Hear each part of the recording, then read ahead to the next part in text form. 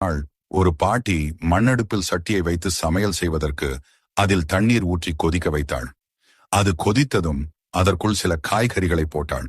அப்போது பட்டாணி அந்த சட்டியிலிருந்து வெளியே குதித்து வந்து, என்னை சமைக்க வேண்டாம் என்று கத்தியது. பாட்டி, நீ மரியாதையாக சட்டிக்குள் போ, இல்லை என்றால் உன்னை நசுக்கி விடுவேன் என்றாள். பட்டாணி பாட்டி சொல்வதை கேட்காமல் அங்கிருந்து வேகமாக ஓடியது. அப்போது நில் நில், ஓடாதே, உன்னுடன் நானும் வருகிறேன் என்றது எரிந்து கொண்டிருந்த ஒரு துண்டு நிலக்கரி.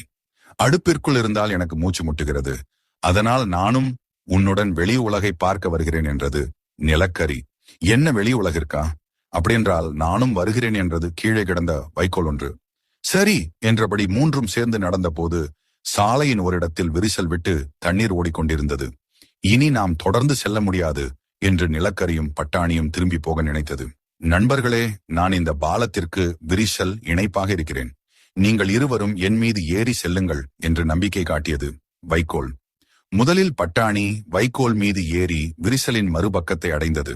ஆனால் எரிந்து கொண்டிருந்த நிலக்கரி வைக்கோல் மீது ஏறியதும் அது தீப்பிடித்துக் கொண்டது. இதனால் இரண்டும் சேர்ந்து தண்ணீருக்குள் விழுந்தன. பட்டாணி சிரித்தது. தொடர்ந்து அது பலமாக சிரித்ததால் வெடித்து சிதறி அதிலிருந்த ஒவ்வொரு பட்டாணியும் ஓட ஆரம்பித்தன. அந்த பட்டாணிகள் அனைத்தும் ஒரு தையல் கடையை நோக்கி சென்றன. தையல்காரரிடம் தயவு செய்து எங்களை ஒன்றாக வைத்து தைத்து விடுங்கள் என்று கேட்டது. தையல்காரரும் பட்டாணிகளின் வேண்டுகோளை ஏற்று ஒரு தடித்த நூல் கொண்டு தைத்ததால் தான் அன்று முதல் பட்டாணியை நாம் உரிப்பதற்கு அதன் மேல் தோளில் நூல் போல் உள்ள பகுதியை உரிக்க வேண்டியிருக்கிறது. நீதி மற்றவரின் துயரத்தில் மகிழ்வது உமக்கே கேடு விளைவிக்கும். இது போன்ற லைக் பண்ணுங்க, சப்ஸ்கிரைப் பண்ணுங்க.